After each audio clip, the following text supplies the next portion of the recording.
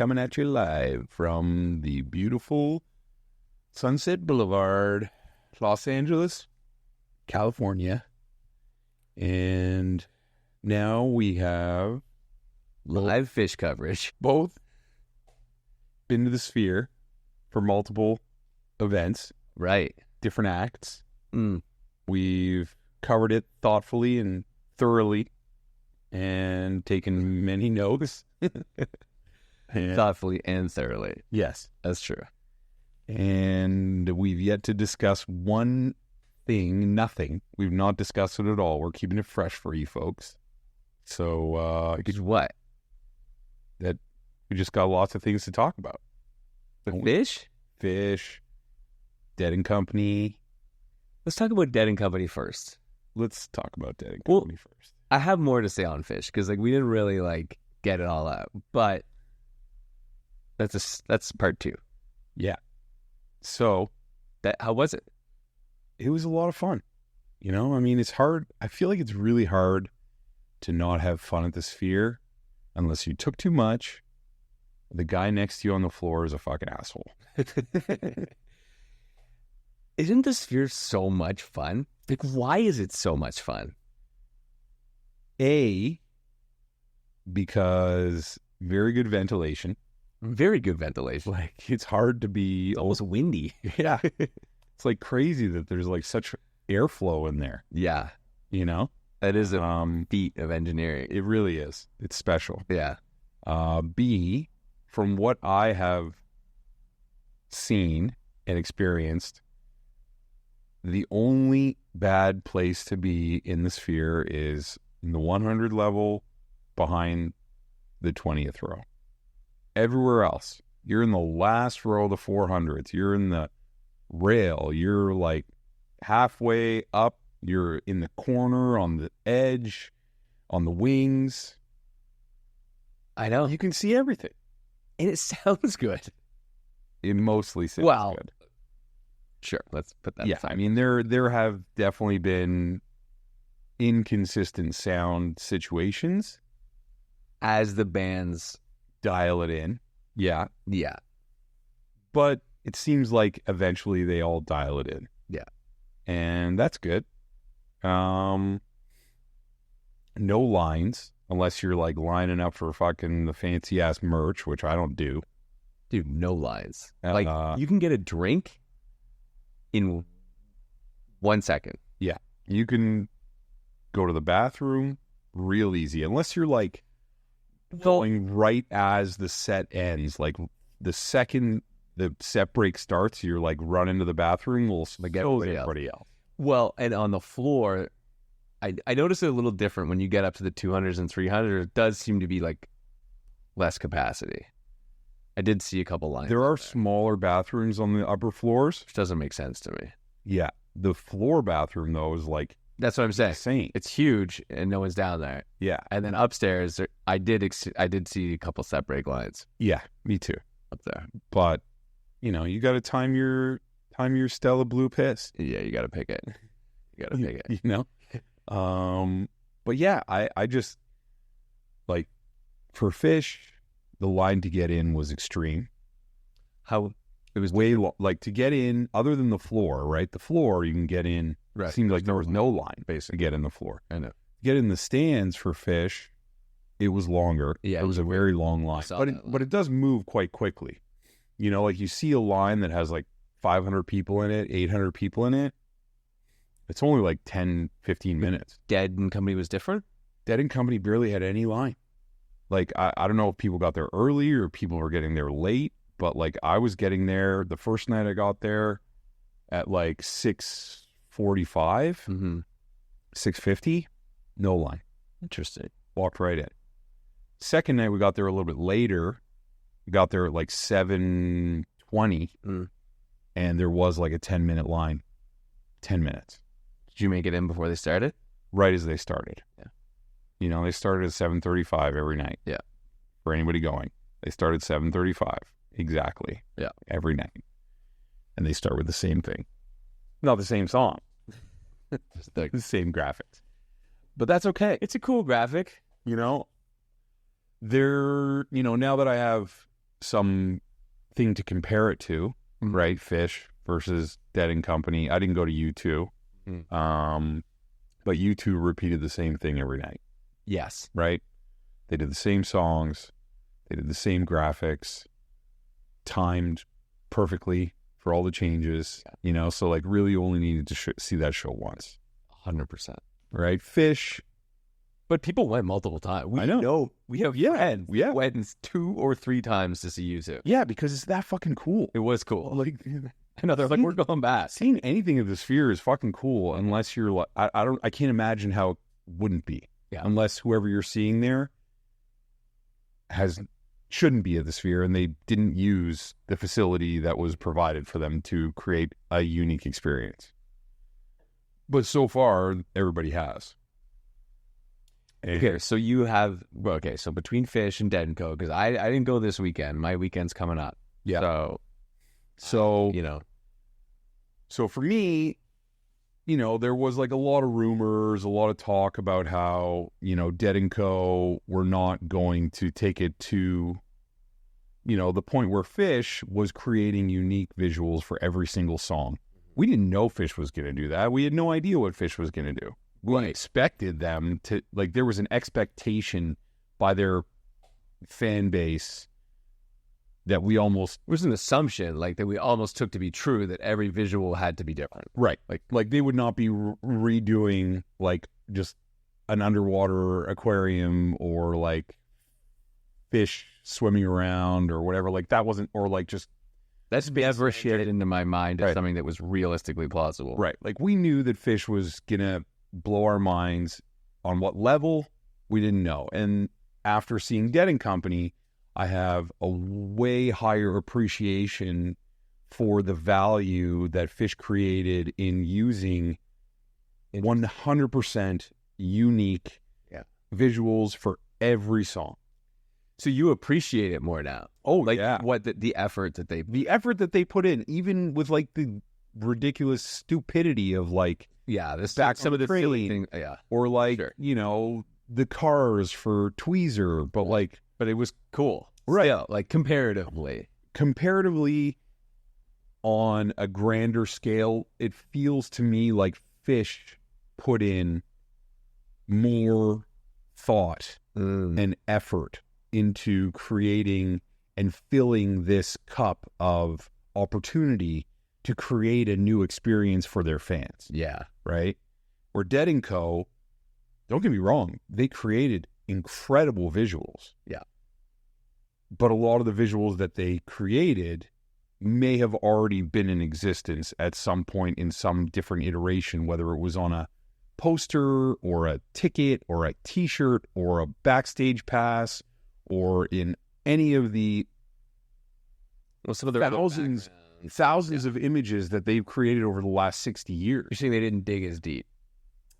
Yeah, like they were kind of walking the line, right, where they know that their fans love skulls and roses and lightning bolts and psychedelia. But that's what we said. Yeah. There are going to be bears and there's going to be bulls, turtles. And there's going to be turtles. Like we said. Yes. And that a lot of red, white. Sort of my expectation was just like a giant bubble with some bears like jamming.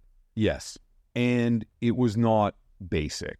You know, they did some extremely beautiful, well thought out, incredibly designed. Well, like Barton Hall thing seemed kind of cool. Yeah. Yeah, that was cool. Yeah. You know, like they took us to Red Rocks. Right. And Winterland, and you know, they took us to a lot of different places. And like the beginning sequence that they do when they start on Haight-Ashbury, right? Like looking at the townhouses. Mm-hmm.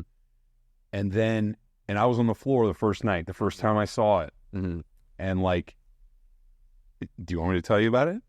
I mean, I have. Yeah. So I have basically, social media. So like you're on the floor. I was on the floor. Yeah. So you're like kind of on eye level with the townhouses, right? You're like standing on the street right in front of them. It might have felt it does feel a little bit different when you're up high.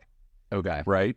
So you kind of have like all the scaffolding, and then it kind of slowly separates into 13-point bolt. Yeah. Right. And then that opens up and you're standing in front of Haight-Ashbury and it gives you like, you know, words like Haight-Ashbury. It does say that. And then all of a sudden you start like rising up. Yeah.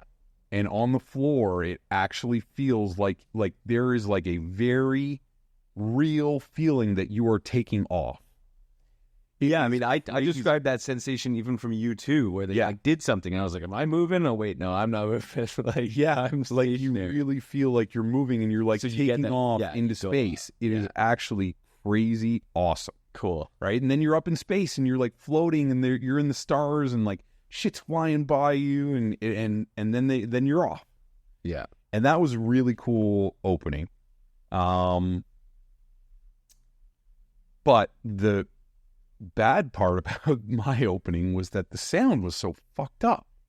Like literally on Friday. Yeah. I wasn't there Thursday. I was there on Friday, and I was surprised that the sound could be the mix could be so bad after they'd already played there for a night. Like they didn't adjust it, or I don't know what. It really felt like Samson and Delilah was just like Bobby playing just like singing it a cappella for a while. And I didn't know. And then they like played around with it. And by the time they got to Shakedown Street, it was like a little bit better, but like very hard hearing Oteil, very hard hearing Chimetti. But over the course of the night, it got better. And, you know, for me, obviously on Friday, I wasn't there Thursday. All the visuals were fresh, you know, and they did a great job. There is a lot of cool stuff that you want to see. They spent a lot more time having video of the band members playing. Right. And it wasn't just like a big rectangular screen that they'd flash between different members. Like they created these frames, like Steal Your Face, or, you know, like different bunches of roses and like circular screens, and it would rotate. Or even when they did that like giant collage of backstage passes and tickets and stickers and all these things, they would like pop in, you know, video of the different members of the band kind of all over the place, like up, down, left, right. They'd pop in here and there, which is cool, you know. With Phish, a lot, personally, I don't care about seeing Phish in person. Like, I don't need to see them play the music. I don't need to be on the rail. I don't need to be up close to see them play or their facial expressions or any of that. Some people love that. Some people want to be up close and they can see Trey and his hands moving and those things. Gordon's that's just like not my interest when I go to see Phish. So I didn't care to be up close for that concert, and I don't care to be up close for really too many concerts.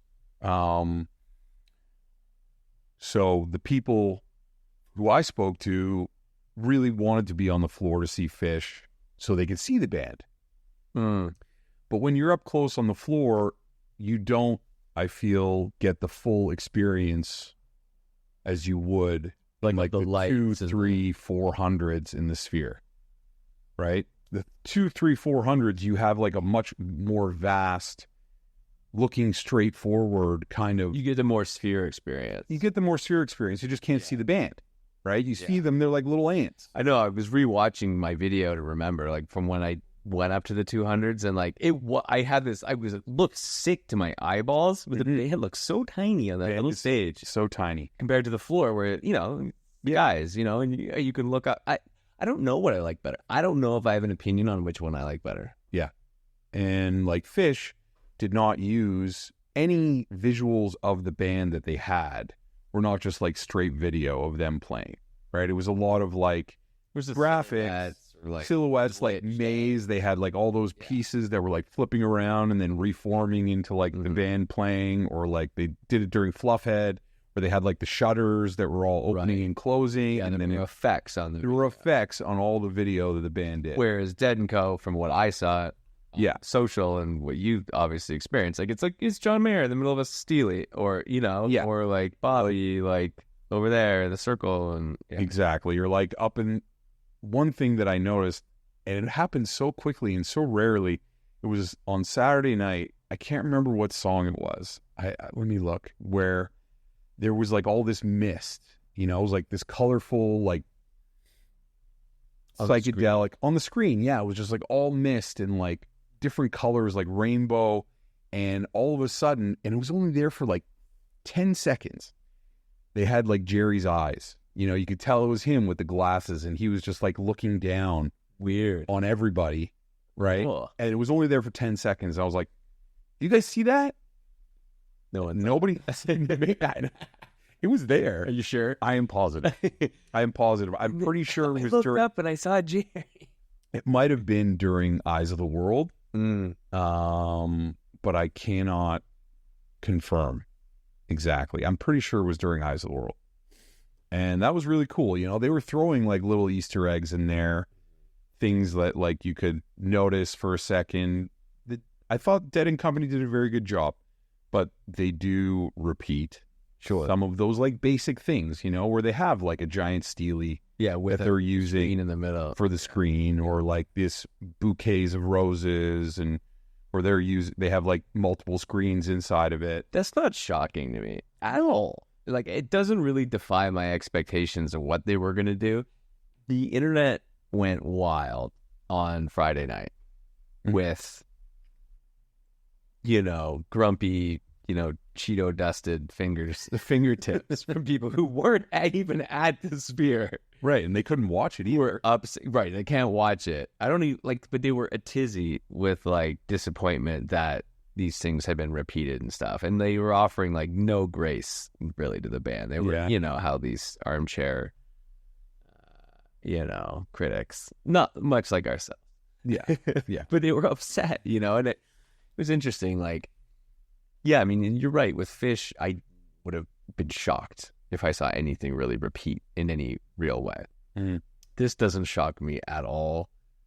The really cool thing is, though, they have really two different approaches, right? I mean, from what I understand, like, Phish went, obviously Moment Factory did Phish. They used like Unreal Engine and all these things, like gaming engines, and really cool ways to like do real time like manipulation of stuff on screen. Like, there was really a live component to what they were doing. Whereas with Dead and Company, I understand they, you know, brought Industrial Light and Magic in, and they built these videoscapes, and they built some of these frames, and they did these things, and that was their answer to the, like, how are, you know, we're going to jam some stuff, we're not going to not jam some stuff. It's like, you know what we're going to do? We're going to have some roses bouncing around the screen.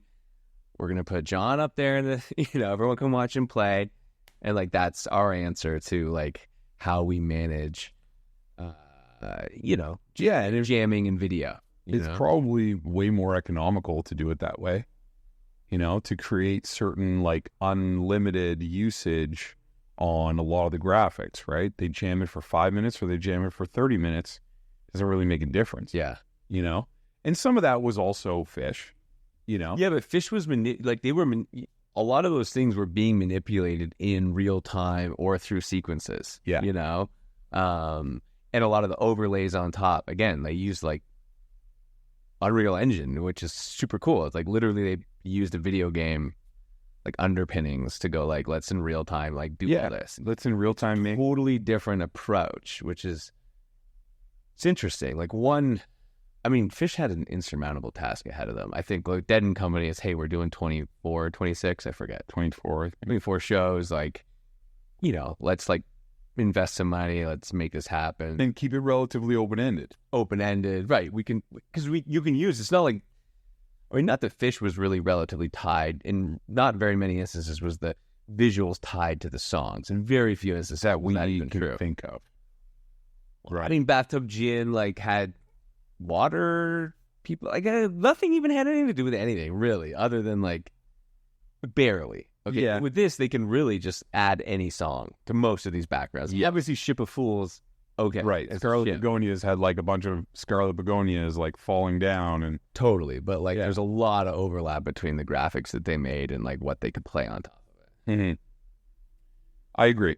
And, you know, I think they both have done an excellent job to cater to their demographic. Totally. You know, to their fan base. Yeah. Like there is, I mean, to complain about either of them should be difficult, you know? I maybe complained a little bit about Phish, but in the end Seemed of like the day, you did in the beginning. I know, but I had an unbelievable time. You know, I would do it all over again. I know. I spent hours talking to you about it, and you loved it. And then, but like the last time we spoke here, all right, well, I take it all. came up a little. I know. There was just a few things that I point out that, like, how many awesome things do you guys want to hear me talk about? Like, I want to talk about the stuff that I have issue with. Like a true Phish fan. Exactly. Like a true Phish fan. Here's the things that I didn't like about the best show I ever went to in my life. Yeah. I mean, it looked great. I can't wait. I can't wait for my weekend. Like, I'm excited. Sounds like the band sounded good once they got it dialed in, and like John's playing great, and like everyone's in a good space. Yeah. I mean, Dead and Company is a fun time. When they're playing, there's not much else I'd rather do. Totally.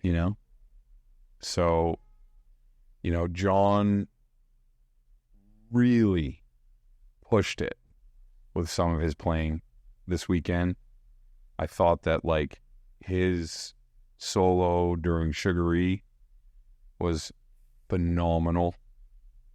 He played an unbelievable amount of incredible music during Morning Dew, which is, to me, like, Jerry on Morning Dew is like peak, because it's just like him, like he is in full control of what's going to happen and takes it and runs with it. Yeah. And John really, took it to a good level. Did you see Tapers? Because they had a limited amount of Taper tickets available. I kept getting emails about that. Hopefully, we can scoop some of this on re-listen. I don't know. I wasn't looking. Yeah. I didn't see them. Was there more space on the floor? There was discussion. The floor was bigger. A bit tight. Yeah. The floor was bigger. So there was less 100 rows. Like, I believe so, yeah. And it was busy on the floor. Busy? Oh, it was tight? I mean, it looked tight. I was able to find like a pretty decent spot. Because we had another buddy that sent me photos before the show started. And he was like, it's kind of like not that busy here right now. But I think, it was a little bit before the show. Yeah, I mean, if you've been on the floor before, you know how it works, right? Yeah, but I felt Phish was tight. Well, my recommendation... Actually, you find a pocket. My recommendation... For space. Yeah, my recommendation for your floor strategy is you get there relatively early. And you don't go back. And you move forward. Not to the front. No. Midway. Yes. Because, by the time the show starts, probably 40 to 50% of the people are showing up in the last 10 minutes. Yeah, they all collect in that back 15 feet. Exactly. That's the worst. And so if you've already established a zone that's like 20, 30 feet from the entrance into the middle, you're usually pretty good. And that's what we did. We showed up there the first night we were on the floor. We got there at like 6:45, 6:50. And we had like a good sized group. So we were able to like establish a bit of a zone, and I almost got into like only 2 or 3 fights. Just kidding. Hey, what's the scoop with that VIP area on the floor? I didn't see it. Okay. I didn't see any VIP zone anywhere, but maybe there was one. I didn't encounter. Heard about it, but I didn't know. Yeah, we were just like on the Chimeti Mare side. Definitely. Yeah, that's where I think. And we were probably like more in line with Chimeti, and there was tons of space. We were like maybe 30 feet from the rail. It was good. Yeah. Sound wasn't, but it got better. You said Saturday was better. Well, Saturday I was up in the 200s. Okay. But it did get better over the course of Friday. Mm-hmm. Like by the time Deal came around, I guess, the end of the first set, it felt more dialed. Or no, was that the first? Yeah, Deal was the end of the first set on Friday. But the sound on Saturday was great. I could hear everybody. I heard Mickey rap. You did? Yeah. So did we all. Mickey was rapping. It was great. You know, we got a real close up of Mickey while he was doing it. Looked like he was reading it off a piece of paper. But it was great. You know, like they just have like free reign. Yeah, That's there's his an point. ease that they can do. Like, do whatever the fuck you want, guys. People are going to eat it up. Yeah. Whereas, and that's my outlook on the difference between going to see Dead & Co. and Phish, right? Like, Phish, I walk in. You have expectations. And I have expectations, and I'm way more critical of every little thing that they do. I never noticed that. Yeah. Or Dead & Co. Dead & Co., it's not the Grateful Dead. You know, it's not the original members who you have these expectations of a certain level of performance. You know, it's like, sure, O'Teal is great. Chimetti is great. Bob is old as fuck, you know, and like he's going to be spitting and missing and hitting and all over the place. And like Mickey, can you even really tell what he's doing the whole time?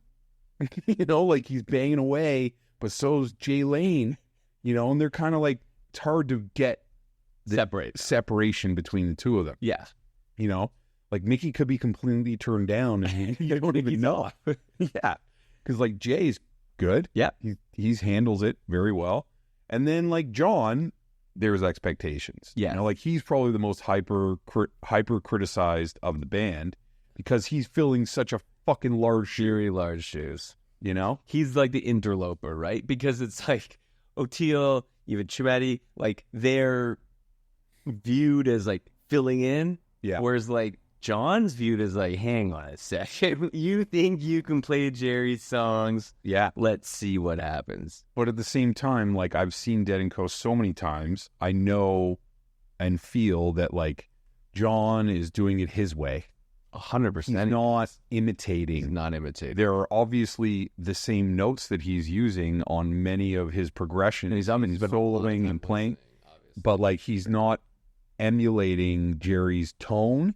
No. So it's his own kind of voice, and I respect that, you know, whereas, like, Mike and Trey and Paige and John, like, they got to play the shit that they wrote, and they got to do it well. Yeah. And they got to do it. You're right. If it doesn't hit the way it's supposed to hit, it's like, guys, what the fuck are you doing? Yeah. Whereas with John, it's like John's spin on stuff, and, like, he's so good, dude. Yeah. The thing is, and he's been doing it now for what, like 10 years? Right. I mean, I don't know what almost the 8 years science is, but yeah. I mean, it's a long time, dude. Yeah. He is incredibly good at this. Like, I like this. I liked him in Death's Company so much that I went to his Sob Rock tour. Yeah. And it was the best night of your life. When I liked that Sob Rock album, I thought it was pretty cool. So, like, he played a lot of songs from that, and I was, like, in for it. And then he also threw out, like, it was a weird crowd. I don't know how we got on this topic, but it was a weird crowd. Like, there was a Sob Rock people, so they're all there, and they're, like, Dead & Company, like, burnout, like, vibe, like, right? You. And then there was all these girls there, all these women, typically, who were, you know, younger than me and not wearing tie-dye T-shirts, and they just, like, went bananas. The, like, 3 or 4 OG songs that he played. Like, he literally played Your Body's a Wonderland. Like, yeah, of course, every show, no? I have no idea. I don't know. I don't follow his set list. I haven't checked the set list. Yeah. Like, he literally played that song, and, like, hearts were melting. Like, the whole place, it's like, oh my God. And I was like, I think I'm going to go to the bathroom. Yeah, I saw him once years and years ago. It was good. He put a good job. I didn't need to go back. That's my one time, but, like, I went because he's impressed me so much with Dead & Company. I was like, I want to go see, like, what's his solo thing like? Like, what's going on? Yeah, I agree. So, you know, strong recommend. You know, go see Dead & Co. at the Sphere. Do we expect anything to change over the next, like, 24 days? You know, date? I'm sure. Like, is my weekend going to be the same as yours? I don't think it's going to be the same set list. Sure. I think it'll be the same songs, but in a different order. Sure. You know, and they may, like, switch out, like, Stella Blue with something, or The Wheel might not come, and, right, you know, something else comes. I don't know. I think that, like, the big hitters, right, Help, Slipknot, Franklin's, St. Stephen, Eyes of the World, Scarlet Fire, China Cat, I Know You Rider, like all those things are going to come every weekend. Yeah. But that's how they did it on a normal tour. Sure. And do you think the visuals are going to change at all? Like, do you think they're going to introduce things as the time went on? Do you think they're going to like modify anything for feedback? I don't see why not. You know, I mean, maybe they had like a contract with Industrial Light and Magic and like that's closed. And like, why spend more money to like change things? Or maybe they have something in their back pocket that they're going to pull out, you know, over the course of the run, because like Terrapin Station to me felt like a huge opportunity for them to have incredible, cool shit, and there was nothing, you know. Whereas like Ship of Fools, great song, sure, but they did custom. It had like its own, you know, what seemed to be like relatively detailed graphics, you know. And I get it. You have a budget, you have an idea, you know. Some things are a little bit easier than others to create. So like, what were they going to do with Terrapin? I don't know. They could have had like the giant turtle that they had flying over us at some point, like, you know, doing some things. I don't know. Yeah, I wonder if it's, look, I mean, it's a lot of weekends, right? They're playing a lot of weekends, so I just don't know if it's gonna like not wholesale fresh. I just don't know if like, are they going to be different from weekend to weekend? Like, are you going to go back? Is your plan to go back? I would. Summer? I would definitely go back again. Yeah, just because, like, even knowing that it could be, similar. I want to see it again. Yeah, why not? Like, how many times in our life are we going to get to see this type of production? I totally agree. With this music that we know and love. I know. You know. I know. I would do it again and again.